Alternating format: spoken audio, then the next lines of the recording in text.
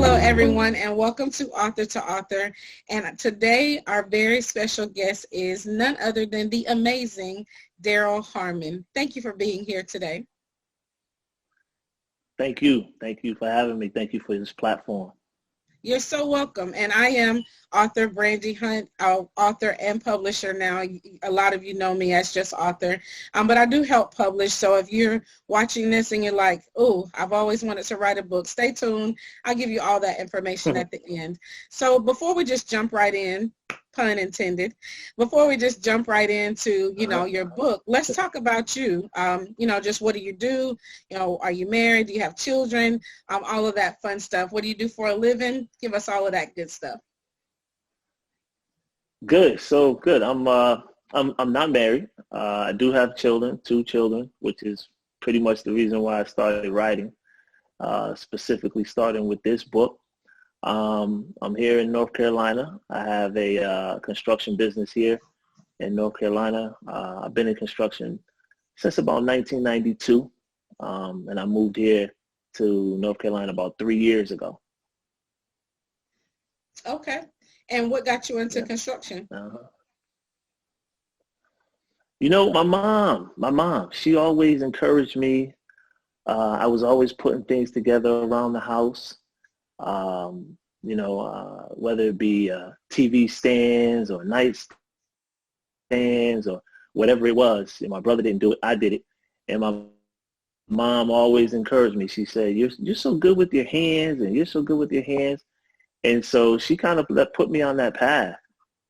And it's funny, her and I, we were talking the other day, and I had to confess something to her. One of the first books my mom actually bought me was entitled More Than a Carpenter. And I told her, I said, Mom, I never read that book. Oh, wow. But I always believed it. I believed the title. I believed that, and it stuck in my head. It really did. It stuck in my head whenever I did something extra outside of my business, outside of my trade. I always thought that I was more than a carpenter, which is, how we got to this book right here. Gotcha. So don't take us all the way to the end yet, because I see you trying to run down the street real quick. So come on back, and we're going to talk about, so after you started your construction company, and then all of a sudden you wanted to write a book. Is that how that happened? No, not really. Being a dad, being a dad, being a parent, it gets a little, every age, it gets a little bit more challenging. And so I just had to find a way to be able to reach my kids. My son is about to be 16. My daughter is 14. She just turned 14. And talking to other parents that have already seen the teen years, they say, Daryl, don't worry about it. Don't worry about it. They'll come back around. They'll get it. And so some of the things in particular with these 2 subjects that I write about in the book, I didn't want to just leave it up to them getting it later on in life. I didn't want to just leave it up to that. So I thought better of it to write it down in a book and have it published. Now, obviously, we can see the cover, but you said these 2 subjects. So what subjects is it that you talk about in your book? I talk about credit, and then I talk about one of the underlying issues when you have credit is cash flow. So I talk about credit and cash flow. That's what the book is about. Very, very important. I wish that I would have known that at 14 and 15 years old. So your children may not know now, what kind of gem that they have in their father and this book. So they actually have you as a resource. We just get the book, but they actually have you as a resource, and I think that's phenomenal. Now, a lot of people write on subjects where they first struggled. We didn't talk about this, so I don't know. So I'm asking a genuine question. Was this your struggle, or did you just not want your children to see the struggle? Because it is a struggle. And I don't know about the Caucasian community, but in the Black community, this really isn't talked about until it's too late. And so was it a struggle in your family, and you went, you know what, I'm going to make sure that my kids don't go through what we had to go through? Talk to us a little bit about what made you want to write about these two subjects. Well, that's a great question. That's a great question.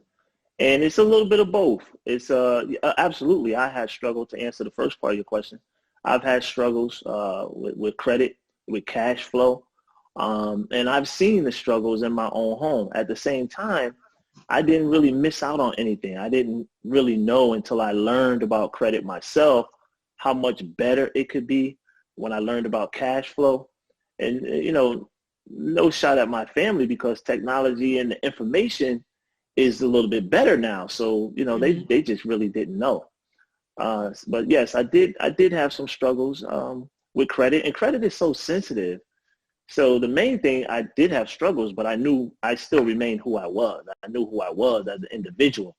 So it didn't really get me down. It really just got me to learn it more, to learn it a little bit better.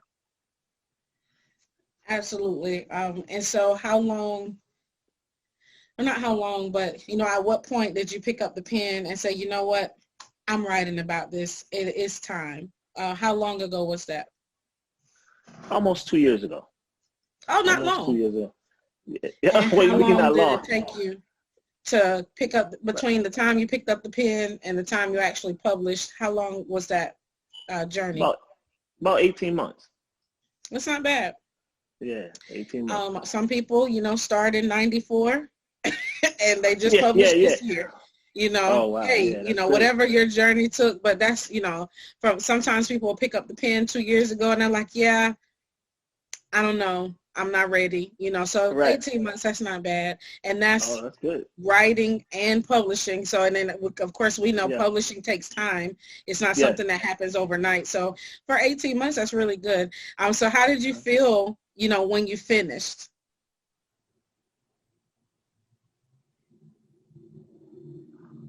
I'm sorry, I didn't hear your question. How did you feel when you finished, when you finally got your final copy in your hand? How did you feel? Relieved. Relieved. It is a sigh of relief. I was ready to get back to my regular sleep pattern. So were you waking up in the middle of the night with aha moments? Not really aha moments. I on my way to work, I would get those. So what I did was I brought a little mini recorder because I was driving. So that would be my note taker. But the middle of the night is when I found the space to write. And it took me, the book probably took that long because it took me that long to find the space. It took me that long. I mean, other than doing the research, it just took me that long to find that space between 2 a.m. and 8 a.m. to write. Gotcha. I definitely understand that. When I first decided to write my book, which is called Dealing with the Hand I Was Dealt, I didn't get quite, to go the direction that you went, with the expert type of book, which I love.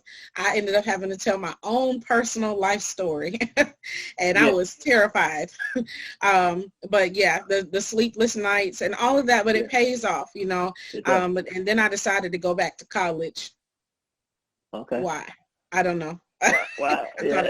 Thought it was a good idea. And so I tell you, my daughter's 20 now, so I think at the time she was 14, so 14 or 15. So I'm still parenting, going to college, hustling books. I think I was on the tail end of writing it, and then now I'm publishing it because I ended up publishing my own book because I couldn't find a publisher that was either in my price range or in my time range. And so I became what I needed. And then people started asking me, hey, how did you do it? And I'm like, oh, it was simple. Just do these 8 things. And they're like, no. Can you do it for me? Right. Sure. And so I would go do it. And then they come back and they're like, and I'm like, okay, here. And they're like, okay, what do I do next? So I literally became a publisher off the gate. When it came to branding and marketing, I had been in other industries, so I knew branding and marketing enough to sell books, and enough to network. I was an actress, so I knew about networking. So I kind of just took a little bit of information that I knew, and I grew the company from there. So, I talk about that in the book. I talk about that in the book.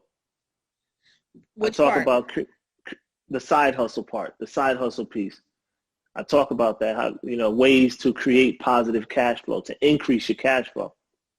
Yeah, well, let's talk about it. You know what, especially this year, I think if you didn't have a side hustle, you found a side hustle, because a lot of people got sent home and told, we'll see you next year. Right, pretty much. We'll call you when we need you. We'll never see you. So let's, talk about the what you have in your book about the side hustle. Well, the main thing I see is people have very creative ideas, amazingly creative ideas. I mean, and then they don't put it into work. They don't bring it all together. They don't take the time to study. It's like they try to skip steps, steps. So I really talk about doing it the right way. Incorporate your business, and get your EIN number, separate your finances from it, and really study what you're doing. There's a need for it. There's a need for whatever it is, that creativity. You go look on Amazon, you see all the people selling different things on Etsy and different things of that nature, or Uber. Uber is surviving because people don't have cash flow. Uber is not surviving just because. They're surviving because they can get drivers.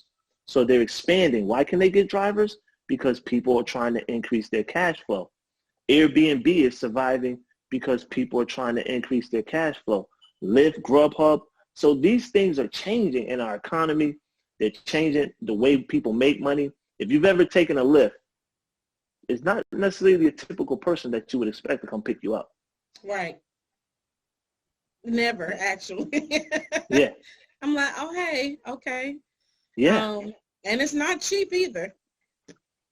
By no stretch of the imagination. But it's convenient. And I be looking up at the sky like, Lord, you didn't want to give me that one? I would have took that one.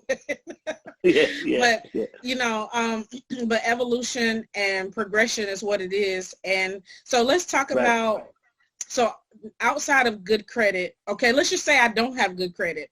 What are some things that I can do to start reversing the curse? Well, you have to come to grips with, first of all, you have to detach yourself from it. You have to admit, like your personal emotions. Your personal emotions. A lot of people get really emotional about it. They're clueless about how to fix it, where to start. They never seen it happening in their own life because their parents were kept it kind of private. They didn't even know credit was being used. Maybe to finance, to keep the lights on. They didn't know. You have to detach yourself emotionally from it. If you got this book, then you'll be fine from there. At the same time, if you don't get the book, then just look at your credit report. Look at it. Communicate with the creditors. That's a lot of things people don't do. They go with the myth that, oh, it'll just come off in 7 years or whatever. Who has 7 years to waste? Right. Okay? So get into it. Find out what it is. Look at your bank statement. Find out where your money is going. Find out where your money is going. Chances are you can save a lot of money to put on that bill to make it go away faster. Okay, there's some other little book. Not actually, I shouldn't say other little things. There's actually a lot that I include in there. Other ways if you do have challenged credit. If you've lost a vehicle, if you've lost a home, student loans, collections, medical. I put all that stuff in there to show you how to go about getting in touch with them and getting those things removed, or at least corrected if they're reporting errors on your credit. Sometimes they're just reporting errors. You really have to look at but a lot of people don't want to look at it. That's the part. Is this a service you provide? I do not. And it's so far. I'll say this: even if you go to somebody to get it done, you at least need to know what they're talking about. You should have an understanding of what you want them to do and what they're going to do. So even if you go somewhere to have someone do it for you, I talk about that. I do talk about in the book, if you're going to hire somebody, what to look for. You should have some idea of what they did. I mean, you can't go to a mechanic and you go get an oil change, and he goes and starts taking your rear tire off, right, you should know that he should go under the hood to change the oil. You know what I mean? Right. Right. So you should know that. You absolutely should know that. Yeah. And what made you pick the title "Christmas is Coming"? My kids. I just wanted to put it in there for them. Give them that little swing. Actually, to be honest with you, I picked that title about 6 weeks before, in my research and just studying authors and books. This is my first piece. It was suggested by multiple authors that I should have a subtitle. So since the original title, which is now the subtitle, was a little long, I just went with "Christmas is Coming" because it kind of fit. It goes hand in hand. It does. And I'm an avid believer in don't judge a book by its cover unless you're an author. Because if you're an author, judge your cover. Nobody else can judge it because once it's on there, it's on there. But be very careful when you choose a cover and a title because that's going to tell me what this book is about. So when I look at this and I see Christmas is coming, first of all, Christmas to modern, we're in the United States. I don't know who's going to be watching this. It could be in Japan. So in the United States, Christmas is one of the biggest, I say the biggest shopping holiday of the year. So that means we're going to be out spending money, credit cards, and cash. And so, you know, Christmas is coming is, to me, and I haven't read the book, so as a consumer, I first see all I want usually for Christmas, you get the big thing. Like you've been waiting all year for this really big gift from your husband, wife, your children are waiting for, you know, it's expectation. So the word Christmas, expectation, that's the expectation. And then Christmas is coming. My mama used to say that around summer. She would be like, you know, Christmas I gotta save. Yeah, that's and I'll be like, well, can I have the blah, blah, blah? She's like, no, Christmas is coming. You know, we gotta save. And so I remember that. So I see it in two different lights, that you setting the expectation of Christmas is coming, save your money, and Christmas being a very it sets a word of expectation, like something really good is going to happen, because a lot of people do have a negative emotion attached to credit. And it's because all kind of things have happened, some within our control, some not within our control. And then you think, well, I'm going to just let it go. And then you're mad at yourself for letting it go. And so I don't know how, you know, I've heard men don't have as many emotions as women. I'm still on the fence about that. However, actually, what you heard is true. Is yeah, I know that you would agree. Confirm that. And you know, so as a woman, I know that, you know, we're emotionally connected to the things that we love. And so credit will probably be no different. But for a guy, I know y'all can sever the ties a little easier because you have less emotions to work with than we do. You're right. But Christmas usually brings it out of everybody, even if you're a guy, so to speak, right?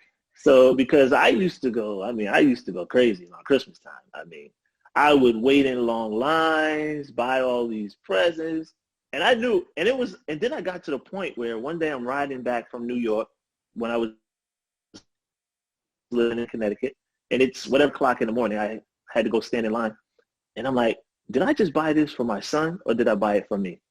And it was Cars. It was Cars. I don't know if you remember the movie Cars. When that came out, he was about maybe 3 or 4 years old, and I wanted him to have all the cars, like the whole collection. Well, I looked it up online. They had them in New York at Toys R Us, and I went there, you know.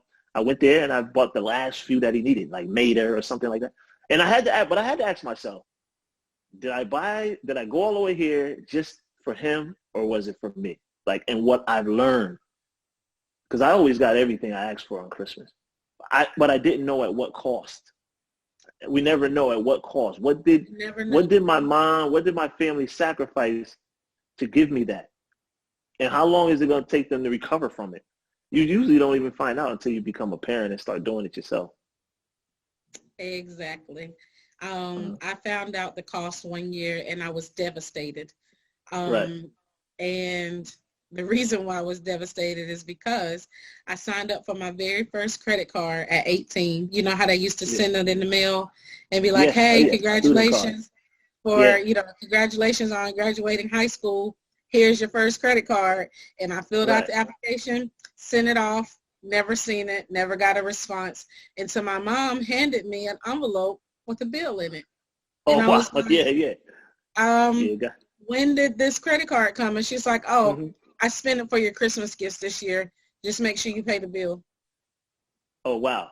I was devastated. I'm saying complete devastation. So, I had to go through that whole disconnect your emotions from the experiences. But, like I said, the Black community really, it was I don't say the whole community because I'm not saying that everybody grew up in poverty, but the poverty mentality. I didn't even grow up in poverty. My father was in the military. My mom always worked. We had a really nice house. We went from barracks, from military base to a house. So I'm not going to say we weren't low poverty, but the poverty mentality of what like stuff that my mother did, a lot of Black parents did. I talked to a guy yesterday, said he found out he had a light bill when he was 7. Just stuff that we did to survival, I guess is what it was. And now we're playing cleanup for something that happened, years ago, not after the 7 years, but just, the whole mentality of, well, if I can't see it, I won't worry about it. And then it comes back to haunt you. And it's like, oh, wait, I guess I got to worry about it because I can't move past it unless I deal with it. Which is basically what my book is about, is dealing with the hand I was dealt, was facing your trouble and facing your life head on instead of kind of tucking tail and going to hide in a corner. You got to face it. You don't get another one. If I turn this hand in, then I'm done. My life is over. I can't sweep it under the rug. I have to expose it in order to deal with it. And I'll be getting my copy. Christmas is coming. All I want for Christmas is good credit and positive cash flow. Now, where does positive cash flow start? Is that just working? Is that just having money coming in? Well, we've been hearing a lot during this pandemic, underlining issue. That's what we've been hearing, right?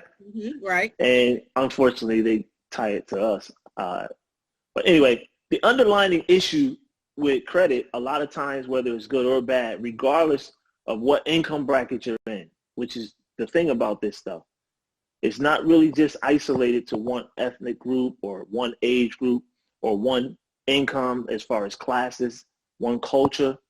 Everybody gets affected by credit.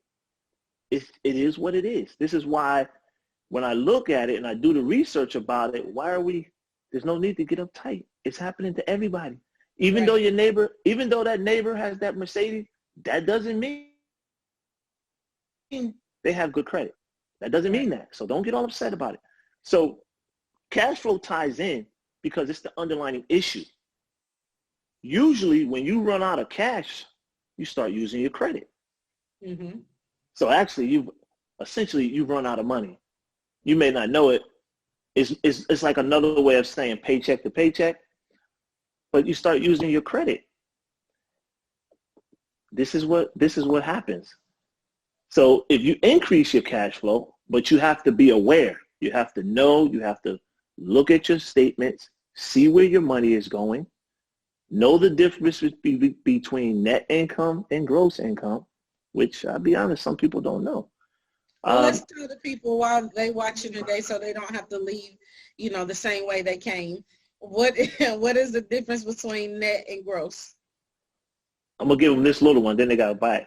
The difference between here's the deal.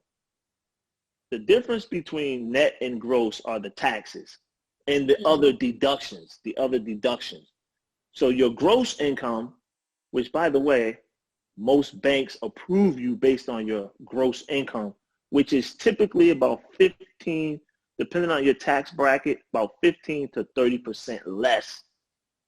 Your net is less, 15 to 20% less than your gross. Okay. Your net is what you actually have to use. That's what you actually have. So in other words, if you're making $20 an hour, 40 hours a week, it's $800. That's not what you're going to net. Right. That's not what you actually have to go towards your bills, your overhead. You probably only have about $650 something, depending on how you file your tax and then depending on other deductions.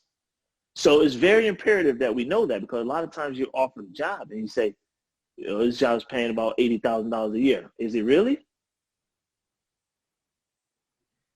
So this is the thing. Now, that doesn't mean go out and quit your job or go stomping mad and say, you better give me a raise or else. No. Because today you can do a lot of different things to increase your cash flow. Aside from that, you may just be an additional $1,000 off a month. Right. But I also talk about debt to income ratio, which is really where we should be with our debt and our income. But it's all in the book. It's very easy to read, and it's a lot of fun. I think your reader, your audience, it's a lot of fun. It's simple because obviously I had to make it for my kids first for them to read it. Although I don't think they'll read it until they're about 21, 22. Just make it required reading. Like my daddy used to make me read the encyclopedia and the dictionary for punishment. And here I am, an author, right? Right, yeah, read it. So I always say, well, like you mentioned about, I can't remember if we talked about this on air or off air, but how your mom, told you that you were good with your hands and stuff like that. And then look at you now, you're a carpenter. So, I guess our parents, they put little seeds in it. So this will be the same, give them a seed every once in a while. And then at some point, it's going to return to you. Yeah, she really did. Yeah. Yeah. Well, they both have the book. I talk about it. They've seen me go through it. They see how I get down. So I'm sure they see it. It's just a matter of how much they're going to remember. So I didn't want to leave that up to chance. So that's why I wrote the book. Yeah, I think I'm going to write my daughter a book just about womanhood, period. Like just all the things that I never knew. Oh, that's great. Just about adulting, not even being a woman, but just adulting. Yeah. And I'm trying to get it to her before she turns 21. Because I feel like by the time what is that going to be like a? That's going to be like a series. I don't know if you could wrap that up in one read. That's probably going to be like a series of books. Yeah. Right. It has to be, but all the dumb things that I did, you don't do. Don't do these things and you'll be okay. I'm working on a manuscript like that right now. Really? Yeah. It's for your children or for younger men? Specifically for younger men, obviously my son in general, but I know it'll help a lot of young folk. Right. Men, boys. I just need to help. I need to help the young women, coming up. Yeah. This is a different generation like we talked about before. It's a little different generation. So I need to, compact some of my life experiences to where they can understand it. My other book is to older women, and our experiences. So trying to compact, just something small to give her, and to share, some of the stuff that I probably couldn't have told her when she was 13 and 14 years old, but I can tell her now that she'll understand. Well, this has been awesome. I won't hold you long. So I promise you I wouldn't hold you long, but, while we're landing the plane, if somebody's watching and like, what, this is really good. I think I want to take the leap and write a book. What advice would you give them? Just start doing it. just start doing it. Like, get creative. Like I say, I drive in the morning probably anywhere from 30 minutes to an hour. And so I bought myself a small recorder from Walmart. I don't know why I said Walmart. I should have just said a store. I might have to start. We'll give Walmart a plug today. Yeah, yeah. But anyway, I bought a little small recorder and I just started finding ways to jot things down. I would actually speak to the recorder, different things that came through my head, and find your space. Find where and when is a good time for you to write. It's just the weirdest times to find a place to write. Like I said, my time was between 2 a.m. and 8 a.m. and then I'll be leaving the house at 9 a.m. But that was my place. That was where I would sit there and get me a cup of water and put on Tasha Cobb. She has a nice concert. It's like an hour and 20 minutes. Yes. It's perfect. It's like a concert on YouTube. And I put that on and I'm in my zone and it's good for me. That's what worked for me. The other thing is do your research. Do your research. Even get with someone like yourself. I mean, I've seen the things that you can do for writers. Get with someone that has written a book already that is willing to help you and encourage you throughout the process. And find out that for me, I had a why. I had a why. I had a reason. And so it was my kids. And so that was good. So get yourself a why. Why are you writing it? And just do it. At the end of the day, just do it. It don't matter how long it takes you. It took me 18 months. You say that's short. I'm like, wow, that took a long time. No, like there's people that I've talked to, literally, she said, I started in 1998 and I finished last week. And so, wow. Everybody's journey is different. I love that. Like I literally just did a manuscript development class last week.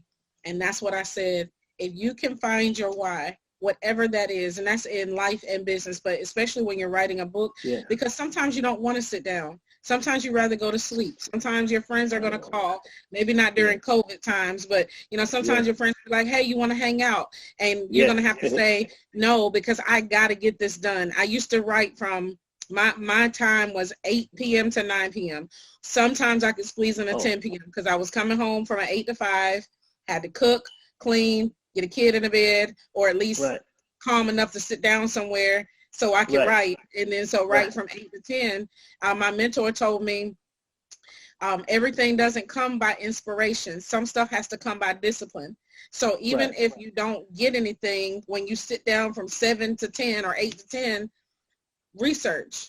Talk about it deal. Because that'll inspire you. So if you have to become your own why, and ultimately my story was my why. My father died when I was 12, and it floored me. When I had never experienced death. I had never experienced death of a parent. I still have, by the grace of God, have my mother, but at this time I hadn't. My family was perfect to me. I had all my grandparents, my aunts and uncles, and so this literally threw me into a state of shock. And 20 years later, I'm waking up in a domestic violence shelter, like, Jesus, what have I done with my life? And the lady, she was like, where's your father? What does that have to do with this? This man put his hands on me, and that's why we're here. And she was like, well, a lot of women who allow themselves to go through these situations are lacking a father in their life. And I said, really? Oh, wow. I said, I'm intelligent. I told you my daddy made me read the Encyclopedia for Punishment. I have brain smarts. So you telling me these two things go together? I said, let me research that. And so when I started digging, I was like, she's right. It was rejection and abandonment, and all of that was sown way back then. And so here I am, and she said, I bet that if you look at all your ex-boyfriends, they've all treated you the same, like your father. And I was like, they have. She said, I bet they promised not to leave you. They will always be there for you. They gave you whatever you asked for because they wanted to treat you like a princess. And I was like, huh. She said it's not wrong to buy people stuff. She said, but it's the reason why they were doing it, because they were coming back, putting their hands on you so they can say, oh, well, remember the thing that I did for you? Right. And so when that light bulb came on, my why, once God told me to write the book, my why was I don't want other women to go through their life hurting the way that I hurt. Powerful. Deal with your grief, Powerful. Deal with your pain, deal with your abandonment, deal with the rejection. Once I came out the fire, I was a brand new person. People were like, what happened to, oh, she gone. That's right. I don't know a thing, and God reveals it and he breaks that chain. It's a done deal. Like Tasha Cobb say, break every chain. When I laid in the floor and I said, God, I can't do, when I walk out of this domestic violence shelter, first of all, I don't want that husband. You can have him back. Apparently that wasn't mine, and I did pick the wrong one. And so, but when I go forward, and even when I was in the shelter, God told me, you're going to go around the world and tell your story. Wow. Look at you doing it now. I wasn't a coach. I'm a life coach. I was nothing, like nothing major in the world. I worked at a call center. Ironically, as soon as I got there, I got hired at Disney. God is really funny. Wow. I got hired at Disney of all places. So, just working through the anger and the rage, and I was mad because my father died, and he was like my ace in the hole. You done left me here with my mama, who, girls, we talked about girls earlier. They can clash a little, I got a sister I'm battling. I got a little baby brother. And so, we come through life. He think he my daddy, though. Your little baby brother, so we come through life. And so my why was get this story in the hands of as many people as you can, because even after the death of my father, it was, just tragedy. It's like my life kept hitting, and then I had my daughter when I was 20, and I thought that was like the worst thing that could have happened because it totally shifted everything else I was trying to do with my life. And I was like, all right, okay, this is horrible. Life is just horrible. And I grew up till about 30, and I was like, okay, something gotta give. And then that's when God started reorganizing. Once I said, okay, God, I surrender. Just do it. Surrender all. Just help me stop hurting. Whatever whatever I need to be to get out of pain. And I'm not talking about disappointing situations. I'm talking about like literally going through stuff that make you really sick, like just issues that just keep coming up. And so that was my why, was I gotta get my story out, not just to my own horn, but to show people that God is really a redeemer. He will redeem the time. And the other thing with that, not to cut you off, the other thing with that is there's healing in the pen. When you're writing, don't be surprised if some tears fall on that paper and you just don't even know where it came from. Absolutely. But it's coming from, that's that healing. And as you're healing internally yourself, the reader is going to feel that energy. They're going to feel that energy coming off that paper, and it's getting them. Or if you go into audio, I'm working on the audio for my grandmother. My grandmother's 94, and I want her to know what's here. But I know I'm pretty sure she's not going to read the book. So we're going to get her the audio version. But there's healing in there. And you need to go through that process. Because what we find as a parent, I find that some things were not explained. And kids are just wandering, and it wasn't explained to them. Right. So I try to explain everything to my kids, what they see, I'm as honest as I possibly can with them. And again, that's why I write. That's just why I write. Well, that's awesome. And another point that you're spot on, and I tell people that all the time, that a lot of people get stuck, especially when they are telling their own personal story or pieces of their personal story. It's like they get stuck in the emotional part of it. And I have to tell them what you said about, you have to disconnect yourself, because if you get to the part that hurts the worst, we usually draw back from pain. I don't care what kind of pain it is. I do anyway. So we draw back from pain. Right. Right. Or even will tense up if it was natural pain. And we do the same thing emotionally. You're going to be like, oh, wait, I don't want to write about that because it hurts. You have to go through it. And I remember crying while I was writing, and I remember God saying to me, I'll return your tears to you. I don't want them back. You can actually have them. And so, and God was like, no, that's not what I mean. But he never told me what he meant until somebody came back to me and said, I cried through your whole book. Thank you for being so transparent about what you went through. And then God reminded me, he said, I told you I'll return your tears to you. And so, I mean, being an author has been one of the most amazing experiences of my entire life, next door to becoming a mother. Other than that, it's been just, it's a journey all in itself. The creative process, you know, going from probably like construction. I admire construction workers because you literally take stuff that don't look like nothing and make it something.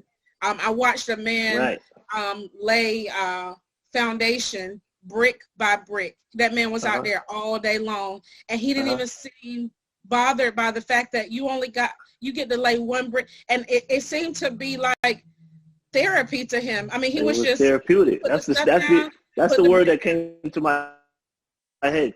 Therapeutic. Yeah. And it's funny you mentioned foundation. Yeah. It's funny you mentioned foundation. Yeah, because before the foundation is the excavation. So before you lay that foundation, you have to excavate. You have to move some things out of the way. And my book, and it sounds like your book ties into a little bit, I'm not sure the contents of your book totally, but it ties into the excavation. And a lot of us with credit, depending on the history and what was passed down to you, you have to excavate some things out of the way so you can move forward in a positive way. So you want to start preaching when it's time to be done? Is that what you're telling me? No. I'm just saying that. That's how you're going to leave the people? You're going to leave them with, you're going to drop the bomb like that and be like, thank you for watching. I'm actually going to leave them with, go buy that book, keep living and keep learning. That's what I'm going to leave you with. But no, you do have to do that. You do have to do that, though. I love it. Excavate, definitely. I tell people we've been through some junk, and all of it ain't your fault, but it is your responsibility. It is your responsibility. You know that. It is. Yeah. It is. And so be responsible. Go get your copy of Christmas is Coming. All I Want for Christmas is good credit and positive cash flow. Where can people contact you? Obviously, I have your website up here, chargeittomyhead.com. But where can they find you, like on social media? And can they get a signed copy of the book? The signed copies are available through the website, as you just mentioned. Those are the signed copies. I send them out from there. My email is there. If anybody, I don't usually say this during my interviews, but if anybody has a question after they read the book or something needs to be further explained, then they're more than welcome to shoot me an email, and I'll do my best to try to explain it for you a little bit better, even though it's pretty well written. Social media, I only have my personal page. The book is also selling on Amazon. You can, my bio is on Amazon. Christmas is Coming is the title. And the e-version is also available on Amazon. Excellent. Well, I know I'm going to go get my copy. So again, if you want to publish. Appreciate that. I said I appreciate that. Yes, sir. I thank you for being here.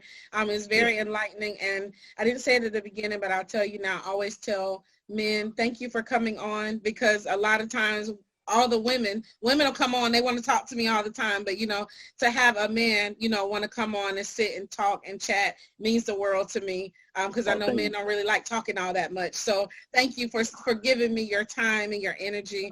And then to have a black man, the world doesn't really put you in a good light all the time. So thank you for even taking on this kind of expertise to go back and teach our people how to get out of bondage and